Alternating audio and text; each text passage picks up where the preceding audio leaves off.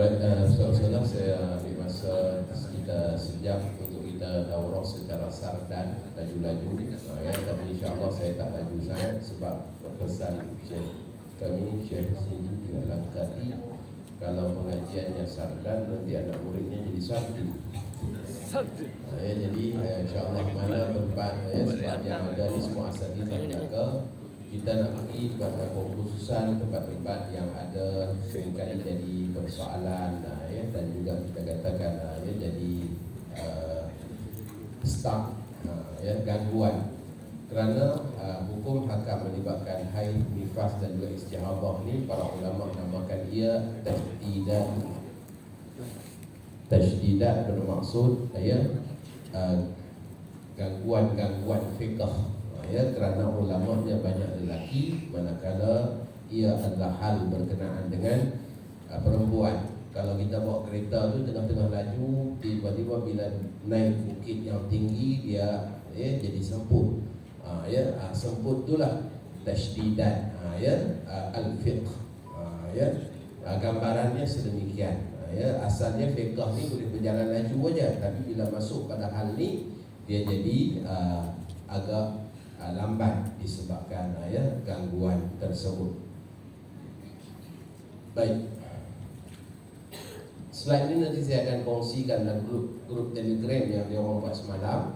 Jadi masing-masing boleh ambil slide ini untuk sampaikan kepada anak-anak di sekolah, buat program dan sebagainya bagi anak-anak di sekolah untuk mereka memahami asas-asas berkenaan dengan haid, nifas dan juga istihadah. Penting memahami hukum hakam ini sebab apa? Ia melibatkan ibadah, ia melibatkan perkahwinan, dan ia juga melibatkan isu kekeluargaan, iaitu talak, ikhlas, rujuk dan sebagainya.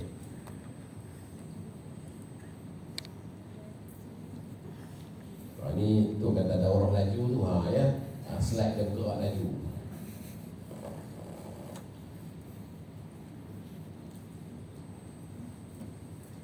Jadi kita akan mula dari asas kepada mahir menguasai kitaran haid dengan yakin. Haid, darah yang keluar dari bakal rahim dalam keadaan sihat pada waktu-waktu tertentu. Istihadah, darah penyakit yang keluar dari urat di luar rahim yang kadang-kadang disebabkan gangguan hormon, disebabkan ketidakstabilan hormon, kadang-kadang juga disebabkan kita katakan gangguan jin, sebab ada sabit dalam beberapa hadis ia hentakkan dan dah hentakkan syaitan. Maka sebab tu kalau yang mengalami istihadah selain daripada ikhtiar perubatan secara katakan klinikal, kena juga ikhtiarkan dengan cara yang lain kalaulah masih tidak berkesan pada ikhtiar secara klinikal. Nifas, darah yang keluar selepas kosong rahim. Kena faham, kosong rahim. Selama mana rahim belum kosong, itu belum nifas. Darah yang keluar sebelum kita katakan melahirkan, orang kita kata turun darah tersebut bukan darah nifas. Dalam situasi tersebut, wanita tadi masih wajib solat. Disebabkan apa? Disebabkan dia belum mengalami nifas. Nifas sesudah kosong rahim. Kalaulah dia mengandungkan anak kembar contohnya, darah yang keluar di antara dua anak tadi juga bukan nifas. Sampailah rahim dah kosong, barulah bermula nifas. Ini pun kadang-kadang masih salah faham, masih ada yang salah faham.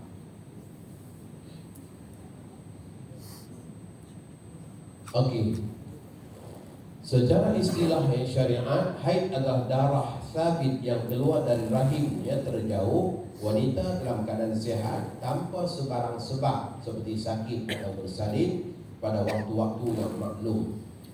Darah yang sabit, yang ini sifat normal semula jadi, bukan kerana penyakit, dalam keadaan sihat, tanda kesuburan, bukan disebabkan luka atau penyakit. Yang berikutnya dari rahim yang terjauh keluar dari pangkal rahim berbeza dengan sumber darah yang lain. Waktu yang tertentu mempunyai tempoh minimum, maksimum dan juga kebiasaan dan balik kebiasaan. Dalil Al-Quran dan juga dalil al-sunnah berkenaan dengan haid. Sesungguhnya ia merupakan perkara yang telah ditetapkan oleh perempuan Nabi Adam, Bani Adam, anak-anak kepada Adam. Sayyidah Aisyah yang meriwayatkan ketika mana beliau dalam perjalanan untuk melaksanakan haji bersama Nabi SAW, tiba-tiba datang haid sehingga beliau menangis, disebabkan terganggu dengan kedatangan haid. Tapi kita katakan sesungguhnya ia adalah ketetapan daripada ketetapan Allah terhadap anak-anak perempuan Nabi Allah Adam. Baik, panduan 5 syarat utama menentukan haid. Umur mencapai 9 tahun qamariyah. 9 tahun qamariyah. Suatu peringatan kepada ustazah-ustazah semua, ajarlah anak-anak kita tengok kalender Islam.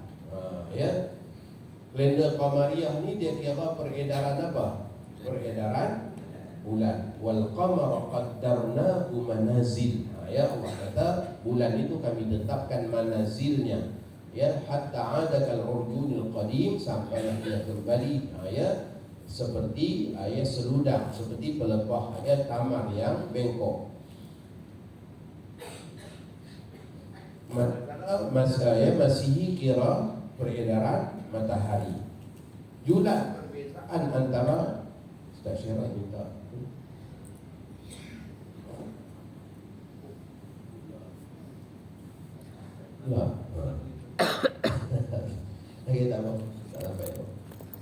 perbezaan antara tahun Syamsiah dan tahun Qamariyah, tuan-tuan, darabkan dengan 1.03. Allah berfirman dalam Al-Quran, walabithu fi kahfihim 300 sinina wazdadu tis'a. Mereka itu tinggal di dalam gua, Ashabul Kahfi tinggal dalam gua 300 tahun dan tambah 9. Sebab apa Allah sebut tambah 9? Allah tak kata 309. Kata para ulama falak, kerana 300 tahun itu adalah maklumat yang dah sedia ada di dalam kitab Injil. Maklumat yang dah sedia ada bagi orang-orang Masihi, orang Nasrani, yang mana bagi mereka kitaran matahari, hitungan hari bulannya ikut matahari 300 tahun. Tetapi bagi mereka yang mengira hitungan pergerakan bulan, maka kena tambah 9 tahun lagi. Sebab tu Allah kata wazdadu tis'a, dan tambah 9. Bermaksud Quran datang menyampaikan maklumat yang sangat tepat. 300 tahun bagi tahun Masihi bersamaan dengan 309 tahun bagi tahun Qamari. Orang Yahudi ikut kalender Qamari, orang Islam ikut kalender, orang Islam juga ikut kalender pergerakan bulan. Jadi kalaulah umur kita sekarang 40 tahun, nak tahu umur kita dalam Hijri, darabkan 1.03, dapatlah umur kita yang sebenar dalam tahun Hijri. Itu perbezaan dia. Semuanya dapat daripada ilmu Al-Quran. Baik, nanti 9 tahun Qamariyah ni dia bersamaan dengan lebih kurang dalam 8 tahun 8 bulan 21 hari saja. Dia tak sampailah genap 9 tahun Syamsiah. Kerana tahun Qamariyah dia lebih pendek. Baik, umur 8 tahun 8 bulan 21 hari dalam Syamsiah dah sama 9 tahun Qamariyah. Itu maksudnya.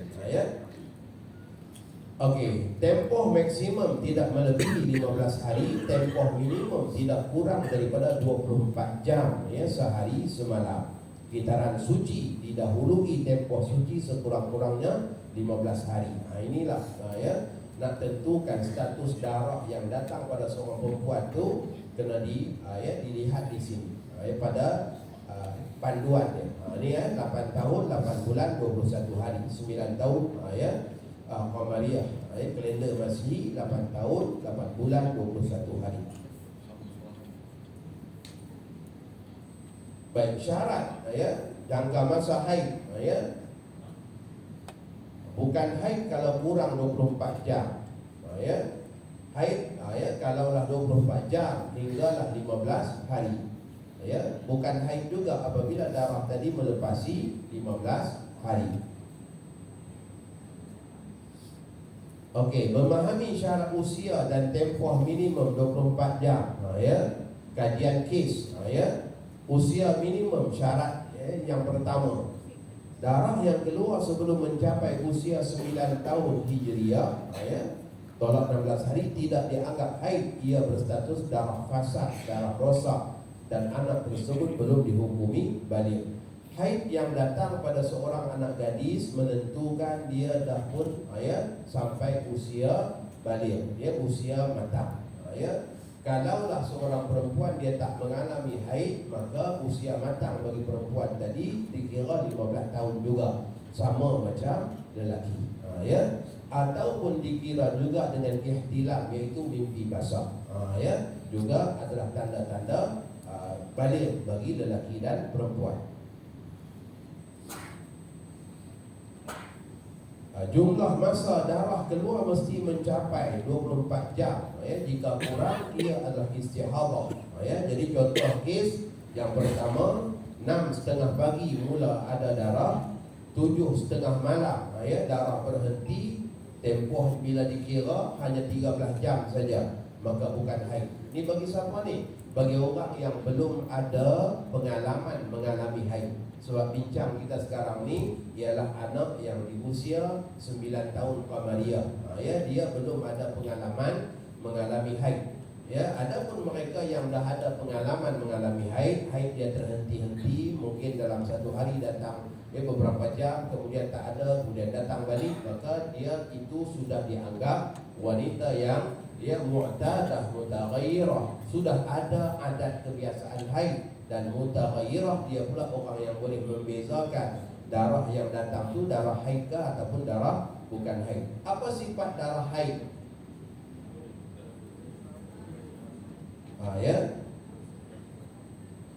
Haid ini ditentukan dengan adat, ditentukan dengan jumlah hari. Haid juga ditentukan dengan sifat. Sifat bermaksud warna-warna darah.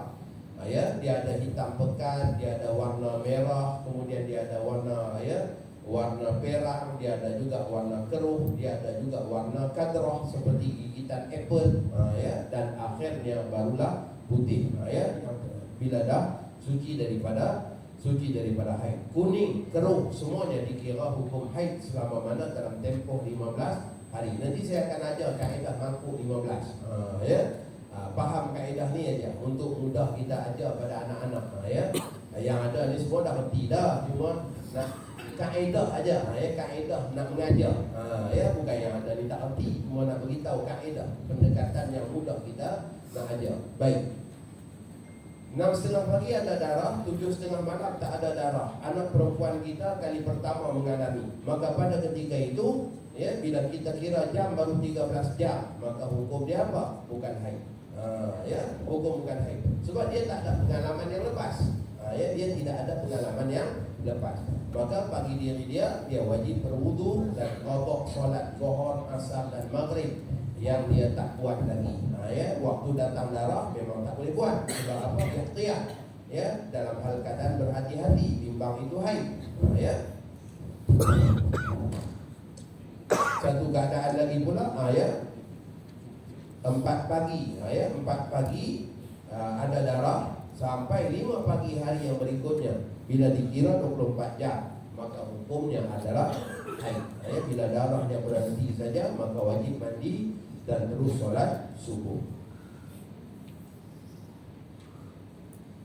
Baik, syarat yang keempat, didahului tempoh suci yang minimum.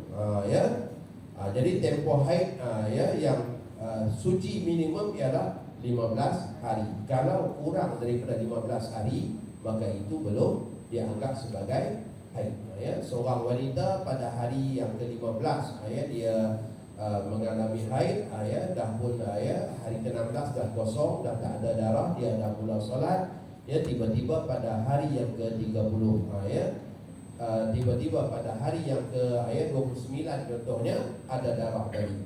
Pada ketika itu ia bukan bukan haid, sebab belum cukup 15 hari. Ini kaedah mangkuk 15. Selama mana tak cukup 15 belum dihukumkan haid. Mestilah selang kosong antara dua darah 15 hari. Ia merupakan istiqra' daripada para ulama mazhab Syafi'i. Berbeza dengan mazhab Hanbali dan tuan. Mazhab Hanbali, selama mana ada darah dan sifat darahnya darah haid, maka haid. Mazhab Syafi'i dia kira mestilah kosong 15 hari. Jadi kadang-kadang ada timbul masalah bagi orang-orang yang tertentu, terutamanya wanita yang masuk fasa pra-menopause. Apabila kitaran haid dia mula terganggu, mula keliru, dan mula jadi macam-macam. Sebab itulah perlu ditanda setiap bulan kedatangan haid tu, adakanlah satu diary peribadi tanda bila datang. Sebab apa?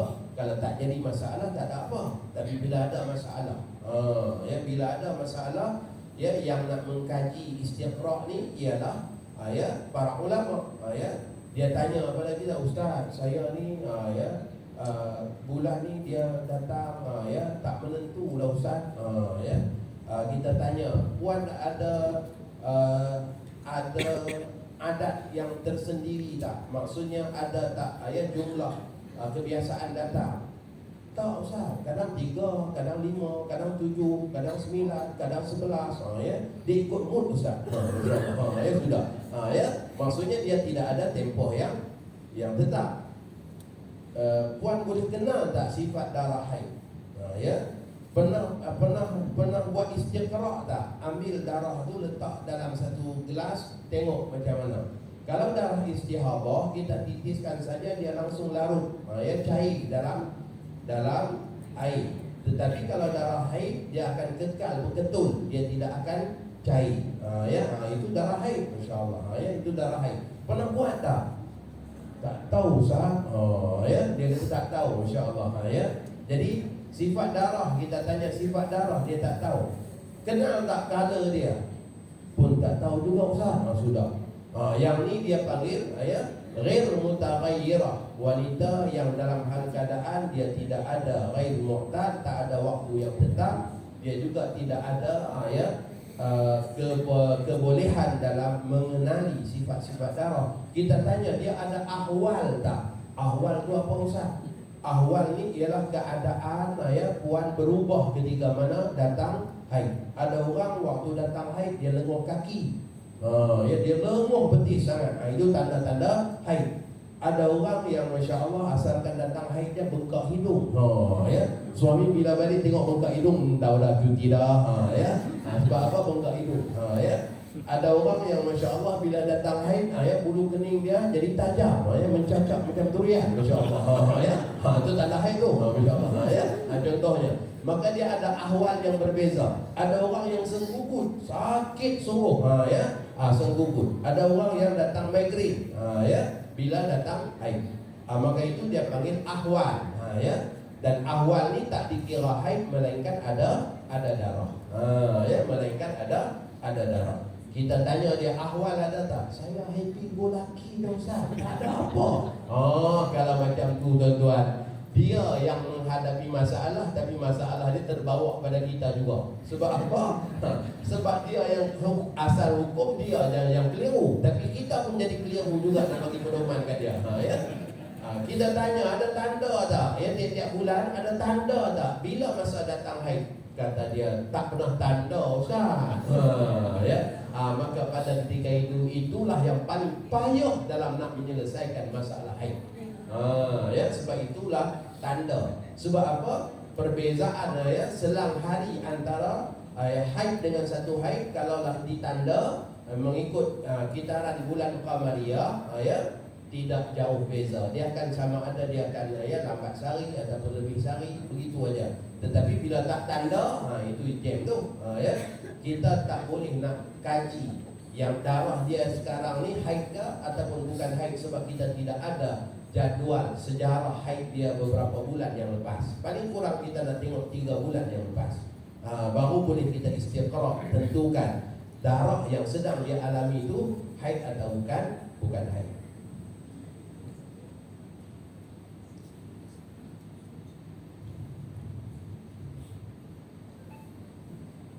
Okey, saya nak lagi satu saya nak bagi berkenaan dengan pedoman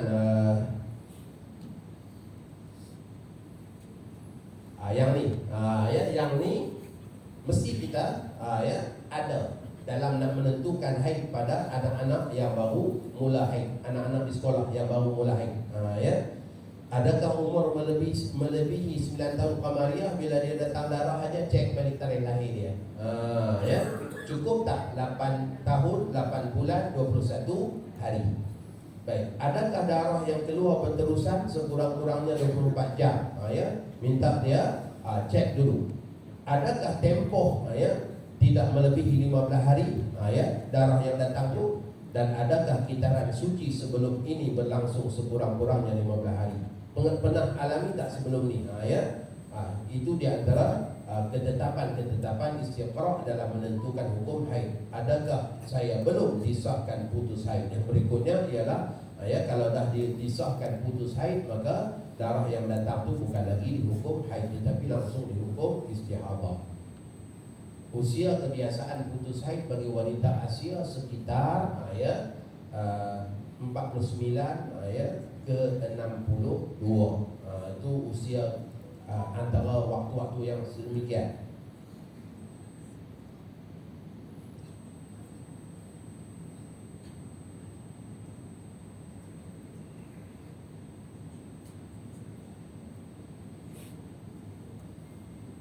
Okey, alat ukur anda menguasai kiraan tempoh dengan tepat. Pengiraan tempoh haid yang suci paling tepat adalah mengikut jam, bukan sekadar hari. Contoh, mula haid 9 pagi Isnin, cukup 24 jam pada 9 pagi Selasa, masih ada darah lagi berterusan, maka itu tandanya ialah haid. Rujuk kalender hijrah ni yang saya katakan tadi, mesti tengok pada kalender hijrah. Sebab apa? Sebab mudah kalau berlaku kita nak buat istiqra' kerana julat perbezaan hari tak jauh antara satu bulan dengan bulan yang lain.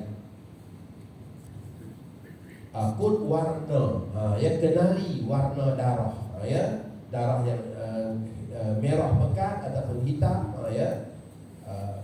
yang disahkan menepati semua syarat adalah darah haid, tempoh suci, warna kosong, darah yang ragu-ragu iaitu darah istihadah, diwarnakan oranye. Baik, ini sifat-sifat darah haid. Semua warna ni menurut pendapat paling benar, paling asah dalam mazhab Syafi'i, warna kuning dan keruh juga dikira sebagai haid jika keluar dalam tempoh yang memungkinkan haid. Dalam tempoh yang memungkinkan haid. Kadang-kadang memang seorang perempuan tu dia datang kuning-kuning dulu sebelum dia datang hitam pekat. Tapi kita tengok dalam sejarah dia, kalaulah belum berselang 15 hari, hanya sebab dia nak tunjuk hero pada suami, suami pergi kerja, dia pula tunjuk hero, angkat sofa, tolak peti ais, angkat mesin basuh, insya-Allah turun darah. Bila turun darah aja, itu bukan haid. Sebab apa? Bila tengok selang waktu baru 10 hari daripada darah sebelumnya. Walaupun ada warna kuning, keruh dan sebagainya, itu hanyalah kesan daripada mengangkat sesuatu yang berat, kadang-kadang turun darah. Tetapi kalaulah contohnya dia tiap-tiap bulan, dalam bulan Islam, tiap-tiap bulan antara 1 atau 2 atau 3 hari bulan datang darah. Tiba-tiba dalam 1 bulan antara 1, 2 dan 3 tadi itu datang keruh, ataupun datang kuning, maka pada ketika itu dia berada dalam tempoh yang memungkinkan haid. Itu yang dikatakan tempoh yang memungkinkan haid, kerana dalam kebiasaan dia, waktu kebiasaan dia. Maka mengikut pandangan yang asah dalam mazhab kita ialah kuning dan keruh juga dikira sebagai haid kalau keluar dalam tempoh yang memungkinkan haid. Ini warna-warna darah.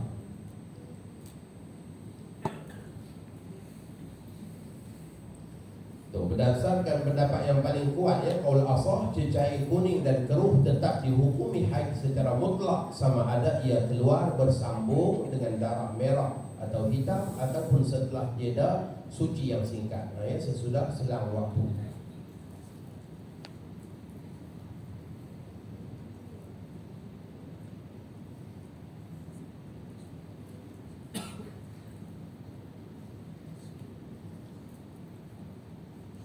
Ini ya, sengaja saya buat soalan dan sebagainya, ya, untuk tambah kefahaman kita.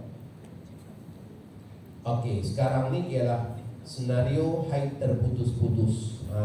Ya, ini masalah haid putus-putus. Seorang wanita melihat darah pada hari-hari berikut dalam sebulan, yang mana satu haid dan yang mana satu suci. Ya, hari ketiga, keempat tak ada darah, 8, 9 tak ada darah, 10 ada balik. Ya, adakah hari kering 3, 4, 8, 9 dikira sebagai hari suci? Adakah solat wajib pada hari tersebut? Ya, itu masalah dia. Kumpulkan semua hari yang ada darah dan hari-hari kering di antaranya selagi keseluruhan tempoh ini dari titisan darah pertama hingga titisan darah terakhir tidak lebih 15 hari, maka semua hari dalamnya termasuk hari kering dianggap sebagai satu kitaran haid. Ya, dianggap sebagai satu kitaran haid yang kita namakan mangkuk 15. Ya, mangkuk 15. Kerana dia belum melebihi 15 hari. Ya, tetapi ya, ada masalah dia. Masalahnya ialah bila dia berhenti pada hari ketiga, kita pastikah dia nak datang balik hari kelima? Pastikah? Tak pasti. Ya, kita tak pasti. Ya, semua tak pasti sama ada datang ataupun tidak. Dia datang bukannya nak bagi tahu. Ya, dia pergi juga tanpa bagi tahu. Ya. Jadi dengan sebab itulah jumhur ulama berpandangan, ni saya bagi tahu jumhur dulu, ya. Jumhur ulama berpandangan mana-mana wanita, ya, apabila dia mengalami haid dia berhenti, apabila dia tunggu tak ada lagi, maka dia wajib mandi, dia wajib solat, dia wajib puasa. Walaupun kebarangkalian kemungkinan akan datang, tapi pandangan jumhur mengatakan bahawa orang ni dia hendaklah solat, dia hendaklah puasa dulu. Ya, dia hendaklah solat, dia hendaklah puasa. Tiba-tiba datang pula pada hari kelima, maka pada ketika itu dia patut tahu bahawa ya, dia masih dalam mangkuk 15 tadi. Pada ketika itu solat yang dia lakukan ya, tidak wajib qada. Ya, tidak wajib qada. Puasa yang dia dah buat ya, dia wajib qada. Itu saja. Ya, dia wajib qada. Solat tak wajib qada. Ya. Sebab apabila kita hukumkan hari ketiga, keempat, 8, 9 ni sebagai haid, maka solat tak wajib qada. Memang tak wajib solat pun, tetapi jumhur ulama kata langkah hati-hati wajib semayang. Disebabkan apa? Sebab dia tak tahu lagi apakah darah tu akan datang semula ataupun tidak. Ya. Okey. Yang kedua ialah pandangan Imam Ar-Rafi'i. Pandangan Imam Ar-Rafi'i mengatakan kalaulah bagi seorang wanita itu telah pun beradat pada diri dia haidnya yang terputus-putus, dan dia secara zon haidnya belum habis lagi, sebab kebiasaannya memang macam ni. Kejadian haid dia, kebiasaan dia tiap bulan pun datang 2 hari dengan haid yang berat, kemudian 2 hari pula dia rehat, kemudian hari kelima dia datang pula, kemudian hari ke-8 dia berhenti rehat seketika, dia dah biasa macam tu. Maka Imam Rafi'i berpandangan orang ni pada ketika berhenti 3 dan 4 dia tak wajib solat, dia tak wajib puasa. Kenapa? Sebab dia berpegang pada zon, pengalaman dia yang lalu darah akan datang lagi. Pada pengalaman yang lalu darah akan datang lagi. Tapi orang yang macam ni kadang-kadang dia bahaya, dia tunggu-tunggu tak datang-datang. Sudahnya dia wajib qada balik. Contohnya lah, ya pada hari 11 dah berhenti, tak ada darah, ya. Tetapi disebabkan ya pengalaman dia 2 bulan yang lepas, hari 13, 14 ada lagi, ya, maka dia pun tak solat juga, ya, dia tak solat. Tunggu sampai hari 15 pun tak datang, maka dia wajib qada daripada hari yang ke-11, ya. Maka sebab itulah ya, kalau nak mudah hukum haid bagi mereka yang berselang-selang ni tuan-tuan, ambil pandangan jumhur ulama. Ya, pandangan jumhur ni bukan mazhab Syafi'i saja, keseluruhan, ya, termasuklah qaul ya yang kuat dalam mazhab Syafi'i, iaitu bila berhenti aja darah, ya, solat dan puasa macam biasa. Kemudian kalau darah datang balik, maka hukum dia ya puasa aja kena qada, solat tidak perlu diqada.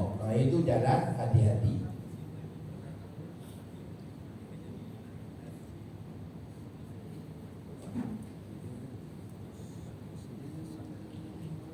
Ini yang saya katakan tadi, ya, darah berhenti sepenuhnya, ya, pada hari yang ketiga, Anda wajib mandi dan berpuasa mengikut hukum zahir pada ketika itu adalah suci. Slide ini sebenarnya saya sediakan untuk ya, untuk kursus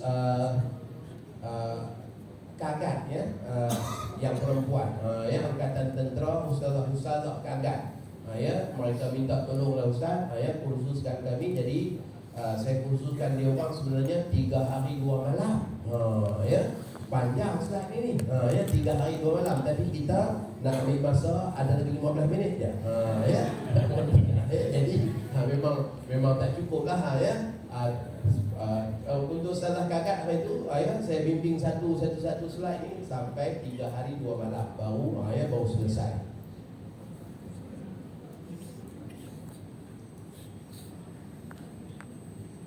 Okey, lagi satu, ya, lagi satu. Dalam ya qaul qadim mazhab Syafi'i, waktu selang ni, ya, macam ni 3 dan 4 ni, ya, tak dikira haid, ya, walaupun dalam mangkuk 15 tapi tak dikira haid, ya, hanya pada masalah, ya, hanya pada masalah haji dan umrah, ya, untuk menyelesaikan masalah ihram, ya. Jadi kalau ada yang bimbing umrah contohnya, tiba-tiba, ya, waktu kita, ya, dia dah niat ihram, tiba-tiba dalam perjalanan nak sampai ke Masjidil Haram dia mengalami haid, maka pada ketika itu dia akan berpanjangan berada dalam ihram sebab, ya, dia tak dapat melakukan tawaf, ya, umrah. Maka pada ketika itu solusi yang dapat dilakukan ialah, ya, tunggu dia berhenti, ya, dalam tempoh beberapa jam. Macam mana cara nak bagi berhenti? Ya, minum hot chocolate, ya, suruh aja dia minum hot chocolate. Orang perempuan kalau dalam haid jangan minum hot chocolate, haid akan terganggu, ya, haid akan terganggu, ya, dia akan jadi tempoh yang panjang ataupun dia akan terhenti. Biasanya pengalaman saya yang bawa jemaah umrah, biasanya bila kita, ya, suruh dia minum hot chocolate saja, dia minum pada waktu zuhur, maghrib dah tak ada dah bersih lah, ya, maghrib dah berhenti lah, ya, maka dia akan, ya, bila dia tengok dah suci, tak ada tanda-tanda, ya, keruh kuning dan sebagainya, maka dia pun mandi, langsung kita bawa pergi, ya, melaksanakan umrah, ya, melakukan tawaf. Kenapa? Qaul qadim mazhab Syafi'i, tempoh selang antara 2 haid, ya, dihukum bukan haid, ya, dihukum bukan haid. Cuma qaul qadim ni hanya diangkat dalam masalah menyelesaikan masalah ihram saja, ya, penyelesaian masalah ihram saja bagi wanita.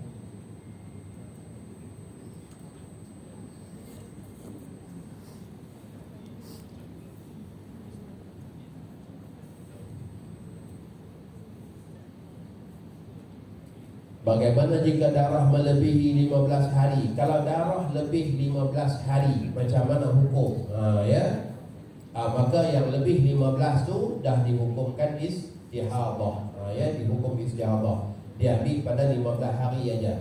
Ummu Qais, ya, bila dia mengadu pada Nabi, dia sentiasa mengalami darah Maka Nabi SAW mengatakan, tetaplah engkau tidak solat pada hari-hari kebiasaan bagimu, hari yang datang darah.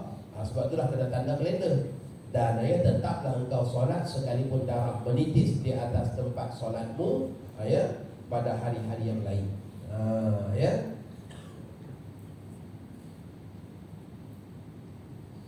Ini senarai sema adakah darah yang datang tu haid ataupun bukan haid. Darah kurang 24 jam dihukum istihadah. Dan darah sama seperti kebiasaan seorang wanita, biasa haid 6 hari dan suci 24 hari, kitarannya tetap setiap bulan. Maka hukum ini adalah keadaan ideal, mumayyizah, perempuan yang mumayyizah, yang ada tempoh kebiasaan. Beliau boleh berpegang pada kitaran kebiasaannya dengan yakin selagi ia sentiasa menepati syarat-syarat asas, tidak melebihi 15 hari haid, tidak kurang 15 hari suci.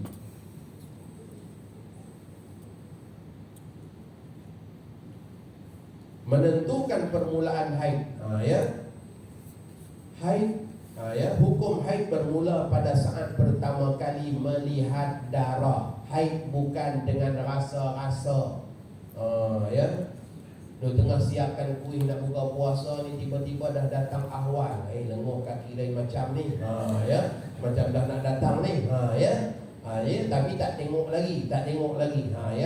Dah buka puasa, makan kurma, kemudian baru tengok ada darah. Maka pada ketika itu haid dikira waktu tengok darah. Bi aqrabi waqtiha, pada waktu yang paling hampir dengan dia. Sama juga kadang-kadang dia dah pakai ihram ni, ustaz, akak rasa macam nak datang kan ni. Akak jom kita pergi tawaf, akak jangan tengok. Jangan tengok. Sebab apa? Haid dikira pada waktu tengok, bukan pada rasa-rasa. Rasa-rasa lah ustaz, tak, jangan tengok. Sebab haid dikira pada waktu tengok.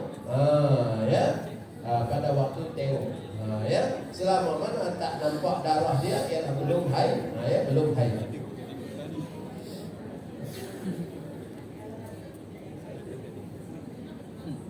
Jadi dekat-dekat nak buka puasa tu, datang ahwalnya, tak payah bertengok apa, tunggu sampai selesai buka puasa dan sebagainya dulu, baru tengok. Sebab apa? Hukum atas pada hukum haid ni pada akrab waktuha, pada waktu kita tengok tu, bukan pada waktu rasa-rasa tadi.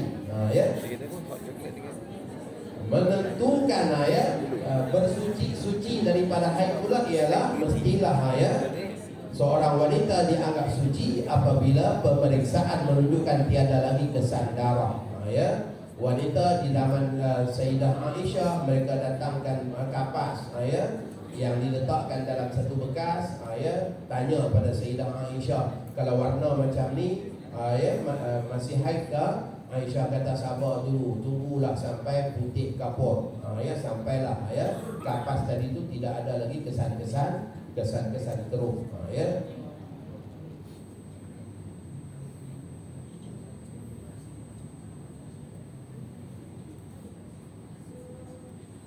Okey, jadual qada solat.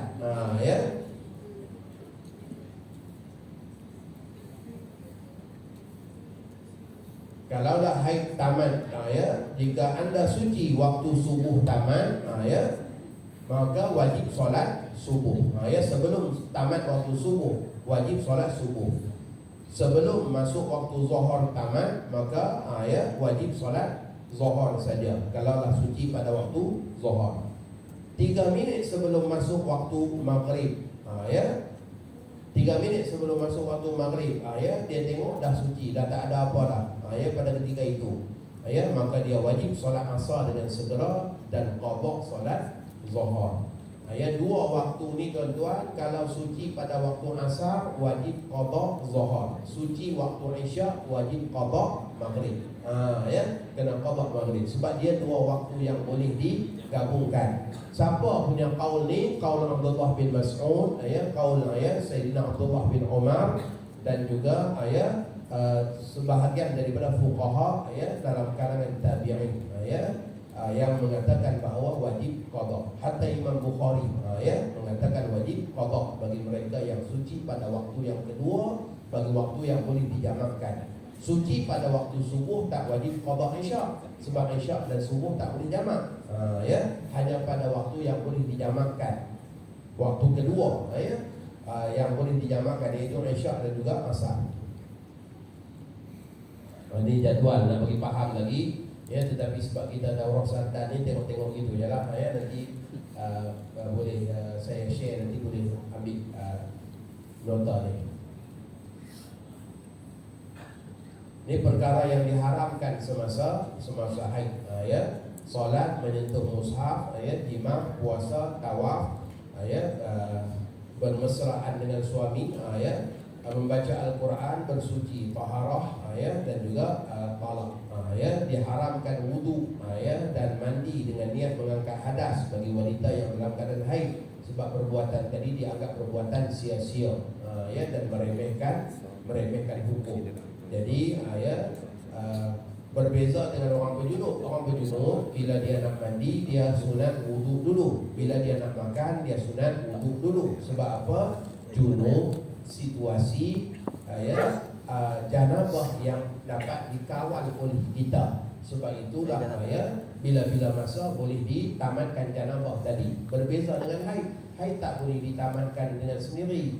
Tak boleh kata pada darah berhenti sudah-sudah dah tu saya nak solat ni dia takkan jadi macam tu, sebab daun jibillah, darah semula jadi aturan Tuhan pada dia maka dengan sebab itulah dalam tempoh dalam keadaan haid tu saja-saja ambil wudu, ulama kata tak boleh hukumnya haram. Kerana apa? Dianggap sebagai perbuatan yang sia-sia dan perbuatan yang meremeh-remehkan hukum.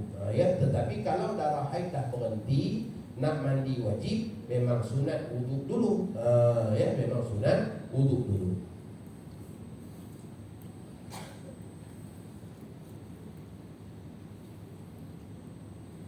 Yang ni yang saya katakan tadi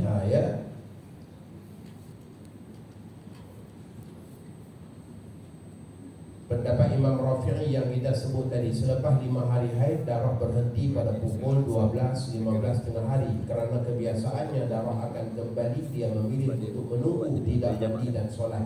Ternyata sehingga waktu subuh keesokan harinya darah tidak kembali. Apakah yang wajib? Solat yang wajib diqadha. Maka dia wajiblah qadha solat zuhur, asar, maghrib dan isyak, kerana dia dihukumi suci sejak pukul 12.15. 12.15 tu dah suci, tapi dia tak solat lagi disebabkan apa? Barangkali akan datang lagi. Tunggu tak datang. Sebab dia pegang pandangan Imam Rafi'i, iaitu dia tunggu Imam Rafi'i kata kalaulah beradat pada seseorang tu darah akan datang semula, maka dia tak perlu solat dulu. Tetapi kalau jumhur berarti aja dah wajib solat. Itu dua perbezaannya. Jumhur berarti aja tengok suci aja dah wajib solat. Kalau darah datang pula stop lagi. Itu jumhur lebih mudah. Kalau yang pada Imam Rafi'i ini dia tunggu tiba-tiba tak datang, maka dia wajib qadha balik daripada zuhur, asar, maghrib dan isyak.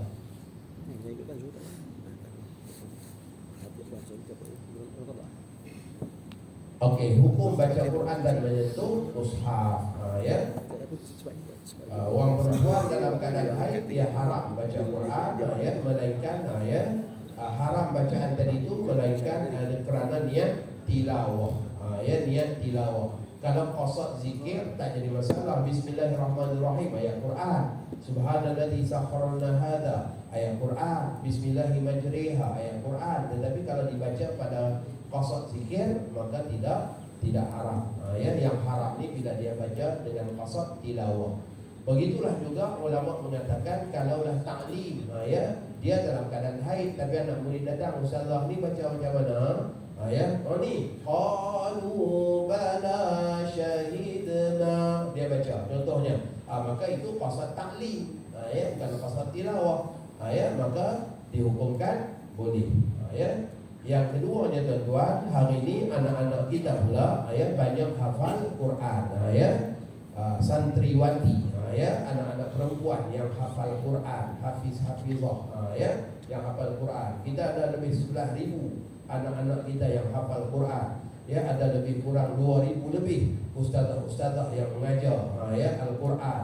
Maka pada ketika itu dalam fatwa yang ada sekarang ni, fatwa Johor ada fatwa, wilayah Persekutuan ada fatwa, Darul Ifta Mesir ada fatwa yang mengatakan guru-guru Al-Quran dan anak-anak hafizah boleh baca Quran dengan taklid pada mazhab Maliki. Mazhab Maliki, wanita haid boleh baca Quran secara mutlak selama mana darahnya ada. Tetapi kalaulah waktu darah berhenti, pada ketika itu hukum dia haram. Darah dah berhenti dah, tapi dia malas nak mandi. Tak apalah, mandi zuhur nantilah. Pagi itu dia pergi tasbih dengan ustazah, baca lagi. Hukum dia haram. Hukum dia haram. Mazhab Maliki juga menghukumkan haram bila tak ada darah.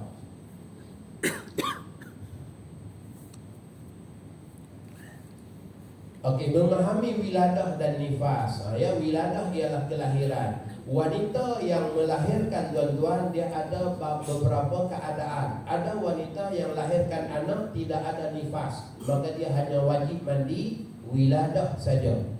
Ada wanita yang lahirkan anak dan darah nifas langsung keluar sesudah kosong rahim, langsung mengalami nifas, maka dia hanya wajib mandi nifas saja. Dia tak ada mandi wiladah disebabkan apa? Langsung mengalami nifas.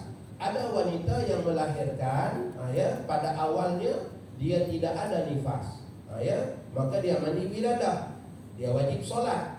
Tiba-tiba pada hari yang ketujuh barulah datang bidan mengurut, tekan sana sini, keluar darah. Pada ketika itu barulah dia mengalami nifas. Orang ni dia ada dua mandi. Mandi wiladah pun ada, mandi nifas pun ada. Itu keadaan-keadaan wanita. Ada lagi yang hantar mesej, Ustaz, isteri saya ni selama ni tak pernah mandi wiladah, Ustaz. Anak dah 4 dah, Masya Allah. Jadi adakah selama ni dia belum angkat hadas? Masya Allah.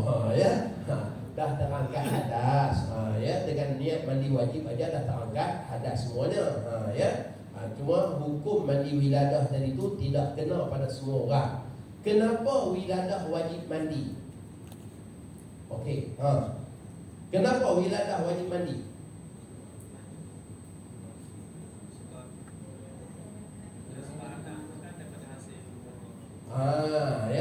Kerana anak itu adalah maniun mutajammi', mani yang terkumpul, maka keluar anak tu sama macam hukum keluar mani. Sebab itulah wajib mandi. Takut tak tahu nanti nak ajar pada budak-budak. Kenapa wiladah wajib mandi? Okey, waktu dah tamat. Mudah-mudahan kita dapat ambil faedah sebahagian daripada apa yang telah disampaikan. Ni nifas, tempoh nifas paling panjang 60 hari. Kalaulah seorang wanita mengalami nifas 20 hari aja. 20 hari mengalami nifas. Hari 21 dah tak ada darah, dia wajib mandi dan solat. Ikut jumhur ulama. Kalaulah datang semula nanti pada hari 23 berhenti pula, macam tu, ikut jumhur ulama. Orang ni dia berhenti pada tempoh hari yang ke-20, tiba-tiba pada hari 36 datang semula darah. Darah yang datang semula tu darah apa? Nifas yang paling panjang 60 hari. Darah yang datang tu darah apa? Pada hari 36 haid. Dia berhenti pada hari 21 dia dah solat, tiba-tiba hari 36 datang semula darah. Dah berselang 15 hari. Bila berselang 15 hari, dihukum nifas yang pertama selepas haid, selepas haid yang pertama selepas nifas. Kerana nifas ni dihukumkan sama seperti hukum haid, sebab nifas adalah dia panggil haidun mutajammi', darah haid yang terkumpul. Sebab waktu dalam tempoh mengandung tak mengalami haid, maka darah haid tadi itu terkumpul. Sebab itulah tempoh nifas panjang. Ya, tetapi apabila berselang 15 hari, itu dah dikira hukum haid yang pertama. Ya. Jangan pula datang pada hari 37 dia kata oh ini nifas lagi ni sebab tempoh nifas paling panjang 60. Itu kesalahan yang fatal. Ya, salah faham tu.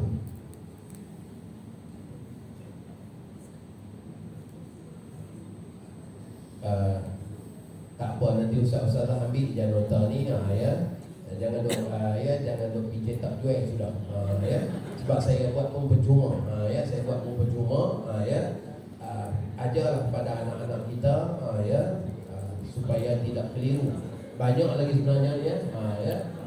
Banyak lagi. Ya, hukum akam dia, kaedah-kaedah dia, semua saya dah buat carta ahli dan sebagainya.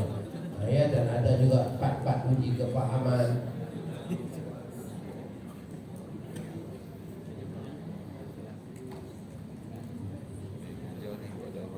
Okey, saya rasa cukup sekali itu. Mohon maaf salah silap dalam menyatakan. Kita serahkan kembali pada Tuhan. Assalamualaikum warahmatullahi wabarakatuh.